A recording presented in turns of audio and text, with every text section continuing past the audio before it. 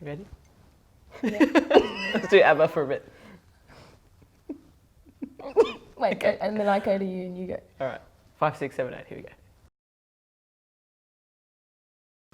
Hey, my people. Welcome to The Real Life. And today I have the most gorgeous, super talented human in the whole entire universe.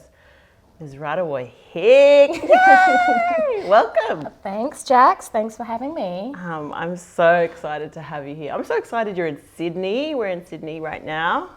To have you here. First question, we always do, having a cuppa with my friends. The real talk. The real life talk. You heard it here first. What's in your cuppa? Mine is really dark coffee. It's like I hardly put any milk in there, and it's no. instant coffee. We get a zoom in on this. No? Okay. No. Don't worry about it. not in And the then budget. there's like lipstick. It's not in the budget. Beautiful. And lipstick stains. Beautiful. And do you normally, when you go out to a coffee shop, get coffee? Or is Yeah. it tea? Double shot, triple shot, Whoa. flat white kind of girl. How many in a day? One, Oh. maybe two. That's pretty good. Depending, I think I loved being in Italy and you just get like a shot of coffee and a lot of sugar. That's my kind of style. Ooh. I need it strong. Yeah, and sweet. A little bit Sweet. sweet. A little I'm bit on the greens today. Proud of me. Yeah. Wedding shredding. Okay. So what I want to know and what everyone, the Real Life family, would love to know is about you and where you're from. Okay. Well, I'm Yolngu Yes. and, well, my mum's Yolngu and my dad's English. So, I don't know, like when it comes to my Yolngu side, I'm from northeast Arhem Land, from a community called Darlingboy. And it's like this tiny, tiny little remote Aboriginal community. I think there's like 8 tin houses there, no electricity, or like we have some electricity, lights usually on at night and stuff like that, but no ovens, like we have to cook everything out in the fire, and no proper running water, like it's like That's rough, home. but it's home. I love it. Yeah. I actually really prefer it, and it's like, to make a cup of coffee or a tea, it's so easy here in the city. You just Yes. boil the kettle. There it's like you've got to go and get mum's up at like 4 a.m. chopping down firewood, making the fire, putting the big billy on. That's an effort. That takes like an hour, 2 hours to just have a coffee. So when you go home, you got to have that bit of transition time where you Yeah. expect it instantly, and then you're like, oh, that's right. I got to go and build that fire. And Yeah. yeah, that's so Get that. cool. Look for wheelbarrows because half of them are all missing or broken. Oh, bless. And then look for an axe, and that takes time too. So it's like, it's not simple. When people are like, oh my God, my coffee, I'm like, you don't even know the struggles that we have to face sometimes just for a coffee. You don't know them struggles. But I don't know because I've never been, but I'm assuming it's probably the most beautiful country. Yeah, it's just like, everyone says that, and it is. I don't know if I'm biased because I'm from No, there. you're allowed to be. But That's your it's home. just, it's paradise true. It's just like crystal clear waters, it's blue, and the sky is always blue. Like imagine a place where it's never cold. It's hot all year round, Like Yeah. I'm sure you'd know what it's like Yes. being from far north. Close. What's wrong with me? Far north. That's what happens when you have north. The dark coffee. dark coffee. I don't know if this was a good idea. That's Far good though. north Far north Queensland. Queensland. Yes. So it's just like, red dirt, palm trees, Beautiful. everything. It's paradise. Like beaches that are empty. And you were recently home I was. for a few months. Yeah, I was living there for like maybe 5-6 months. Wow. Yeah. You just needed some time. I needed some time. I've been acting for 11 years now, and it's just been like non-stop. And Yeah. I kind of needed some family time, Yeah. Just needed to, and especially I think for me, language is something that I was really missing. Like being in the city, I have no one to talk to in Yolngu Mata, and just like hearing it or being able to think in my language or dream in my language again. I haven't had that Oh my gosh. for the longest time. And so going back home, it was just that's the thing that I missed the most.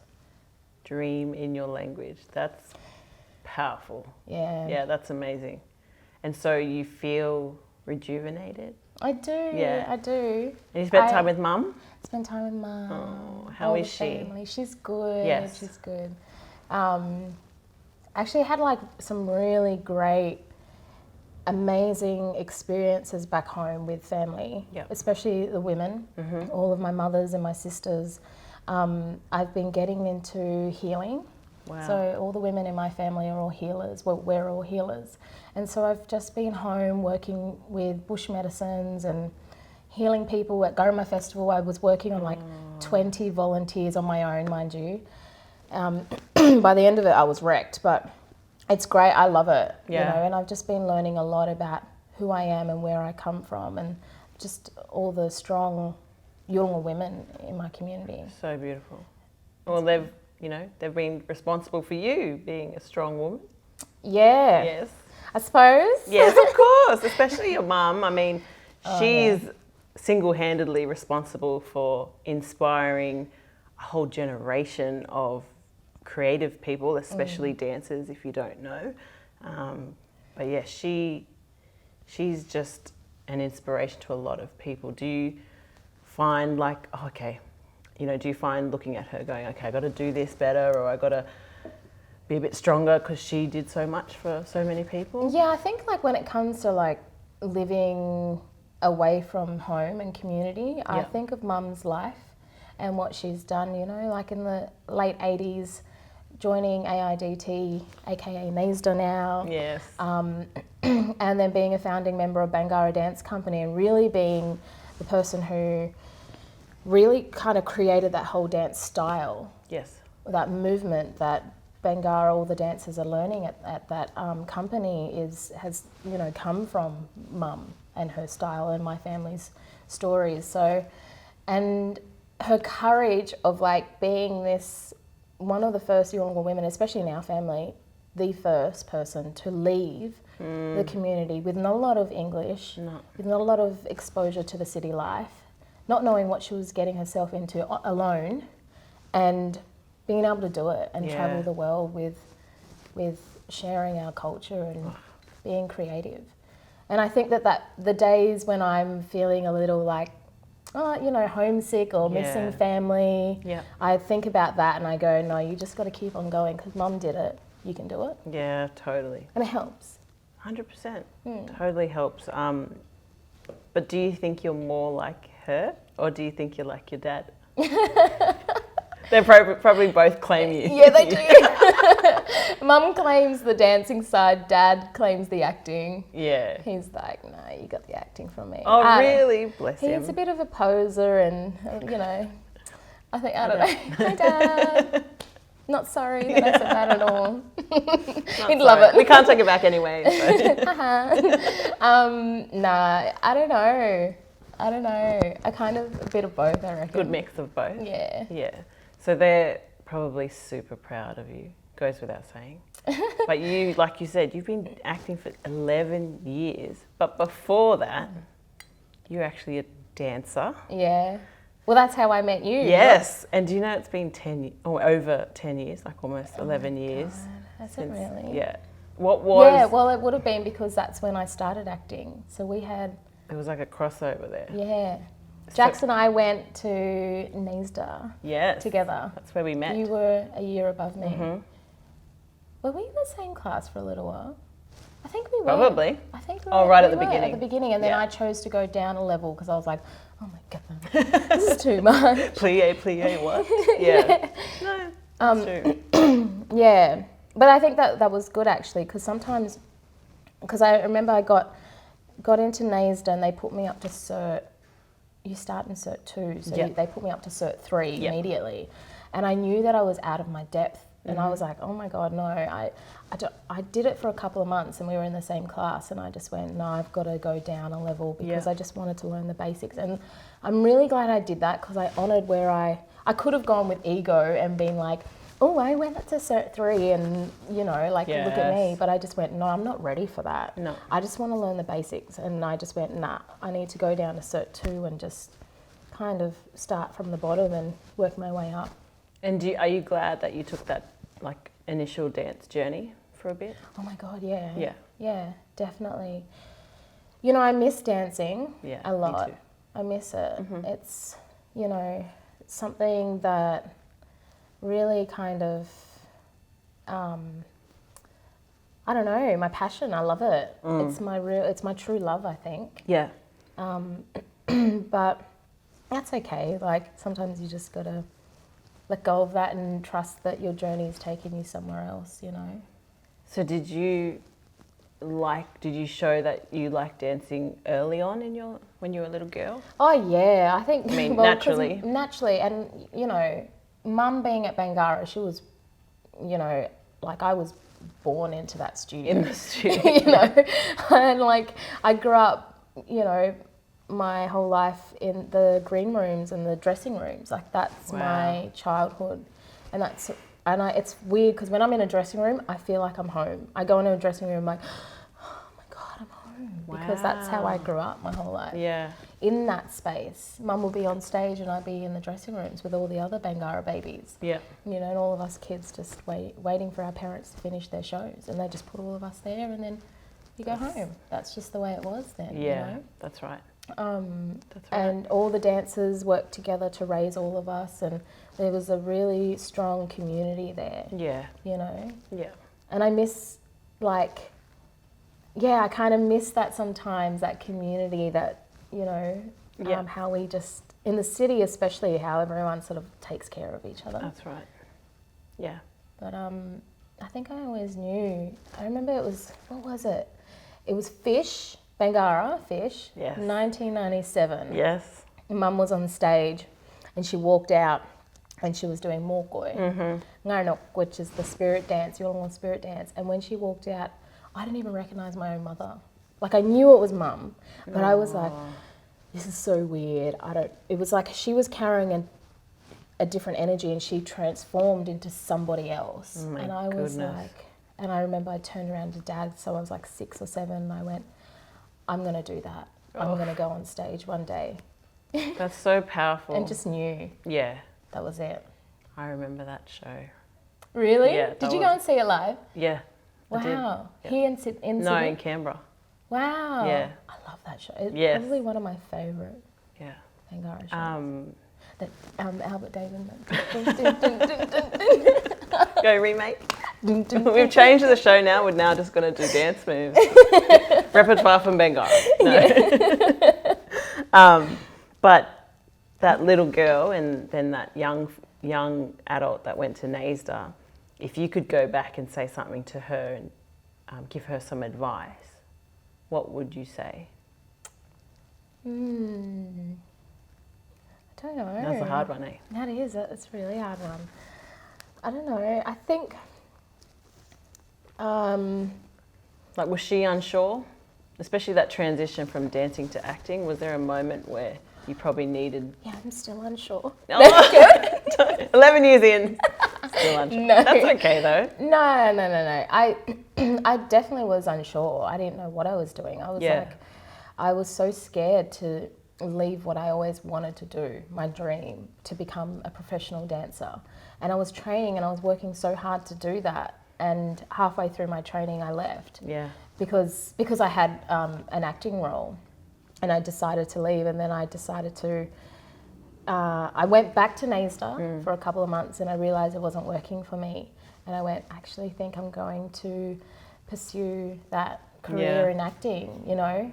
And it was hard. Like I really struggled with that decision. I spoke to a lot of people. I spoke to our drama teacher, Russell Smith. Oh, Russ. Shout out, Russ. And, you know, even Stephen Page and everyone, like, in the dance world and acting world. And I was like, what do I do? Like, what should I do? And a lot of people were like, you can do both. So I chose acting, thinking I could continue dancing. But reality is you kind of just end up focusing on one. Yeah. So what kind of like words do you think you would have needed from, you know, the Rarriwuy now? Like what, you know, like keep going? it's okay or you'll be right? Like, or did you feel like you knew you were setting in the right direction? I think I knew, only because I had, there's like a mother figure that I have, her name's Sienna. Yeah. And she said to me when I was like 14, 15, she's Canadian Jamaican. Wow. And she's from Toronto. Yeah. And she was a part of like a dance company in Toronto and ended up in Australia. Cool. And she guided me a lot as a, with my dance career. And I remember when I had this opportunity to be a part of this play, and I was like, I don't know if I should do it. And I remember she said to me when I was like 14, 15, she said, if an opportunity comes your way, just take it. You never know where it's going to take you. If a door is there and it's open for you, go through that door and just try it. So I had that dialogue already and I was like, all right. So I knew then, I was like, so when that phone call happened, the director was like, we want you part of this play. I was like, okay, that's a door that's open. I'm scared, but I'm just going to do it. So brave. So I think it was from that conversation, it helped me a lot. And now look, 11 years in, and you've been working, like you just said, non-stop. Yeah. Like some people can only wish of that sort of start. It was the right path, and I think you just got to listen to, your heart and know, and just trust the journey. You never know where it's going to take you, but I think you got to trust it and just go, all right, let's just try it. Try it. Yeah, that's good advice. Yeah. But what we also know about you, and what I've known over the 10 plus years knowing you, is that you are a strong Aboriginal woman, and you also have stood up for lots of things recently and in your career so far where you've wanted to use your voice for great good, I feel, for our mob and for all of us. What was that like to stand up initially, that first moment when you're like, I've had enough? Don't make me cry. No, we're not crying. We're going to have tissues flown in a minute. No. You can. Because it's brave. Like, from afar, for someone that's not in the spotlight, I was just like, I could only be as half as brave for you doing that. Yeah, I mean, like, I got a lot of backlash. Yeah, of course. And I still do. And I got a lot of threats for speaking up. And I lost a lot of friends and family members who just, everyone has their own opinion. That's fine. And I think that was the hardest part is I knew that if I spoke up, there would be sort of that kind of backlash. Repercussions, exactly. So I just, I saw the bigger picture and just went, oh, well, that's how people are going to react, whatever. Yeah. I just got to know that I've got to keep my family safe. Yeah. And make sure that, for those of you who, because you're talking about my campaign, I guess. Yeah, if you want. With starting up Our Kids Belong with Family and having that campaign, I just really, all I was thinking was get these kids home to family. And I can only talk from my experience and my own family. Yep. That's all I can do. Yeah. And as much as I want to speak for, or just not speak for everybody, but like raise an awareness to everyone across the world. And if anyone else can relate to my story, then that's fantastic. But at the same time, I've had really amazing messages, like incredible messages from people who have been through that. People who've been through the stolen generation, or people who are in foster care at the moment or went through all of that and are still looking for their family or have just recently reconnected with their family. And especially blackfellas, Aboriginal and Torres Strait Islander mob, knowing how important family is, because that's the way we operate, is family is so important. And when you take that away, family and culture, from someone, there's a lot of heartache there, and a lot of people have reached out and said thank you and all of that. The support just blew my mind. I was so impressed that people got around you and your family, and just lifted you up, because that's what we need sometimes, is for all of us to lift each other up rather than tear each other down. But yes, when you do step out, kind of put your head on the chopping block, sometimes people are quite mean, but you rose above. And I think you're right, you can only do what you can do for your little family and your identity. But it can be super exhausting because there's a lot of pressure on us to rep all the mobs all the time. Especially for you, I mean, you're in the spotlight, but it can be quite exhausting. Yeah, definitely. I purposely chose to speak up because I knew of my platform. I tried every other avenue before that. I was emailing, welfare bodies, and I was emailing all these different organisations, and no one was responding or answering any of my phone calls, and I had no idea where my nephews were. Wow. So I was like, well, you know what? Actually, I'm an actor. I have a platform. I'm going to speak up now because you're not listening and you're not telling me where my family is. So I was forced into that area in a way, like I was kind of pushed in that direction. Yeah. But I went, all right, I'm going to do it. Yep. And was aware of my platform and social media and going, all right, let's just do it. And we were getting photos from like Morocco, like from Paris, from the States, like all around Australia. It was insane. Like all these different, celebrities were sending in pictures, like holding up the sign with hashtag Our Kids Belong with Family. And I remember the day it happened, I was so overwhelmed. Yeah. I stayed in bed all day and cried. Yeah, happy tears. Happy tears. I was just like so overwhelmed by it all.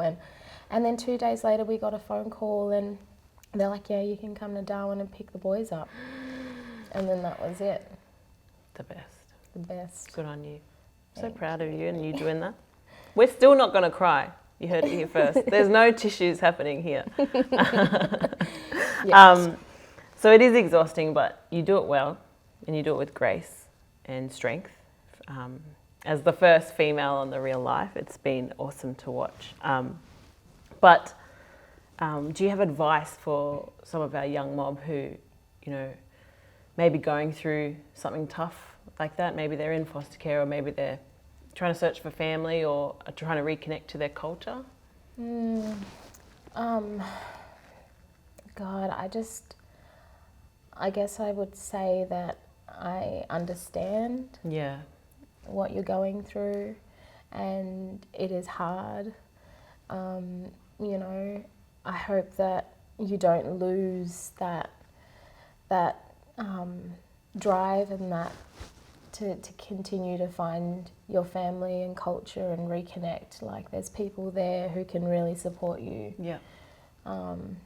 It's a hard one to give advice to, because I can understand how difficult that would be, but you're strong and beautiful and amazing, and you can get through it. We are. It will get better. We are. We're resilient. We're resilient. So resilient, and you know what? Nothing is permanent.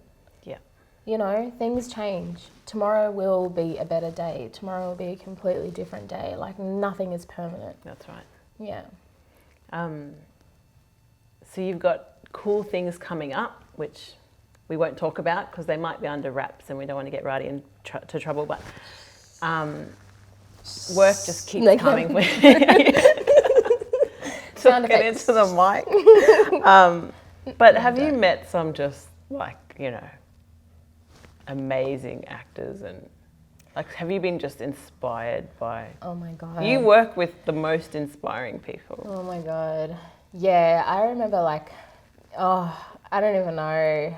I just, it blows my mind sometimes. Like, I look at my friends who are in the industry and I'm like, oh my God, they're just, everyone's killing it, and there are incredible actors in Australia.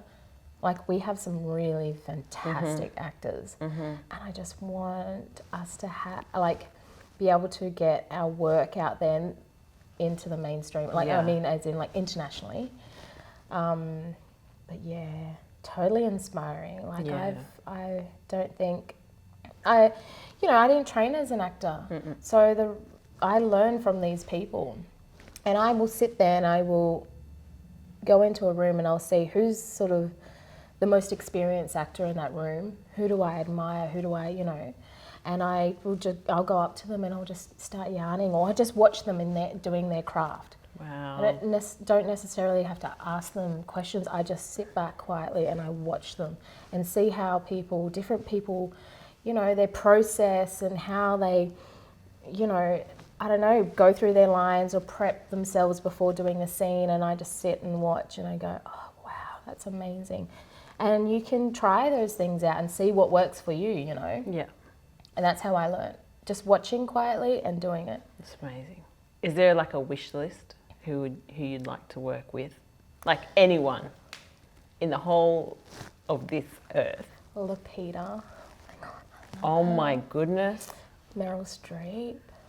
I love English stuff, so like Maggie Smith and all those old girls over there. Maggie Yes. Smith. Was she in Harry Potter there? Yeah. Way true. I don't How's know, your English accent? You're not going to make me do that right now, are you? Don't do that. Hello. She is not getting any English jobs. Sorry, I ruined that for you. Shut up. Hey, my dad's English. Oh, he's going to be like, righty. He gave me a big talk last night because Oh, yeah. I want to move to London because my dad's English, so I have dual citizenship and I can live and work in England.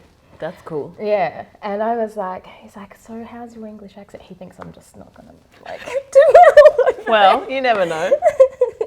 I'd like to see that. Mm. And so do you prefer TV, film or stage? I've never done a film before. What? No. I've done a movie called The Outlaw Michael Howe, but no, I haven't done a film before. I didn't realise that. I know, I really want to do a film. Just putting that out there into the universe. Manifesting. Manifesting. Yes. Roddy's been teaching me about manifesting. It's awesome. Oh my God. I'm going to manifest being a millionaire. Yeah, you can do that. Yeah. So just as long as I get a cut. Okay. 5%. Okay, and lastly, I'm going to ask you two last questions. One is, what do you do for your self-care? Like, what do you do to have a break, or, is it chocolate, or do you like to go get a massage, or what's your thing to just get away if you can't go home, obviously? I'm a bit of an introvert as well, so if I'm out there socializing, networking, that can get really tiring. Yep. So I love to hide in my bedroom and I just chill, whether it's just scrolling on my phone or, playing board games with my family, massages, meditation. Beautiful. Quiet time. Love that. We all need it, especially in the fast city. You need to do that. And my last question is about the next gen. I mean, I feel responsible for the next generation, being a role model and showing them that there's pathways to do whatever they want to dream of. And do you have any advice for our next gen?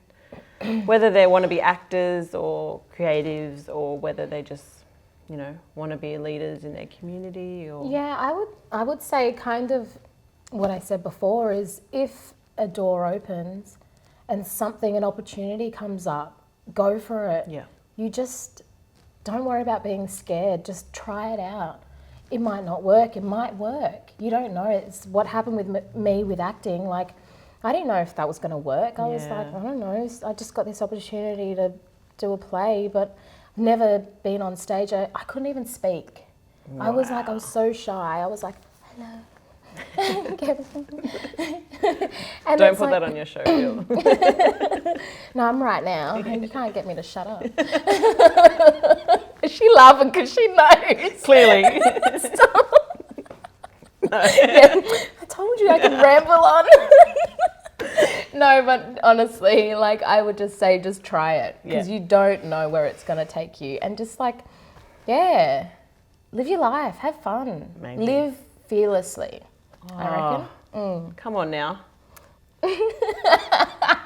You're mad. Okay, it's that time again where we play Is It The Real? Or is it Gammon? Are you ready? So, is it true or false? Okay. You got it? Right. I won't throw you under the bus. Maybe I will. Okay, first question is, for the last season of Wentworth, you did formal like boxing or martial arts training. For real? The real? The real, yeah. How? Where? What? Why? I have a boxing trainer in Redfern, so I did some training there, and then recently got into Muay Thai. Oh, so hey. hopefully Ruby Mitchell can do some kickboxing. That'd be awesome. Oh my gosh. Yeah. Like fan kick, doosh, across the face. I don't know if I'm that flexible, but just hold your leg up. Cramp. You can do it. Poor Ruby. Just stretch the ball. Okay. Okay. Oh, yeah, am I allowed to say that? Yes, she said it. It's there for life. Sorry, Dad, again. Sorry, Dad, again. All right, next question. Is it the real or Gammon that you've been nominated for an Oscar? Go on. Oscar. Oscar the Grouch, no. Then the real, no, Gammon. One day. But you have been nominated for Other things. Logies, actors, like, come on now. Yeah, that's real. That's real. No Oscar yet. No Oscar yet. No. But when you do that British film, you'll be Oscar. Will I? Buzz. Hello. Really killing your show reel now. Well, okay. Oh my God. This one, everyone at home will agree with me. Is it the real or Gammon that you and your dad get gelato and cruise through cemeteries at nighttime? Nah, because I'm black. I wouldn't do that. It's so true. You do that. I do. Even now. We wanted to do it like 2 nights ago. Oh I was my like, gosh. yes, let's go. Maybe we should do that tonight. Who does that? I'd be so... I blame it on my English side. Can't be. Third time. Sorry, Dad. That's racist. Yeah. No, yeah. Yeah, we do that. Why? We like, why not? No, Gammon. Dead we people? do. It's awesome. We go to Newtown. It'll be like 9 o'clock at night. Dad will be like, let's go get some gelato. So we go and get gelato, and then we walk down through the Newtown cemetery together and just try and scare each other. Oh my gosh. Like, we get a full thrill out of it. I'm not coming, ever. Not invited, but I'm also not going, ever. Okay, next question is, your favourite TV show growing up was Mighty Morphin Power Rangers. Was it? I don't even know what that is. Mighty Morphin Power Rangers. Oh, yeah, Power Rangers. Right. Yeah. Or was it something else? Is it I don't like... know if that would have been my favourite. Go to press Gammon. Press Gammon. Press Gammon. Ding. What was it? Favourite TV show? Do you remember? We watched TV. Yeah. Dad's an electrical engineer, and he built a little device that connects to the TV, built it, and you needed a key to unlock the TV and he would hide the key from us. Okay. That's how I grew up. Cool. Sorry, That's why you didn't know what I was saying, Mighty Morphin Power Rangers. I probably said it in another interview. Maybe. I don't know. So that's the Gammon. That's so Gammon. Because she needed a key to get into the TV. What kind? Anyways. Okay, last one. Rarriwuy actually means Rebecca.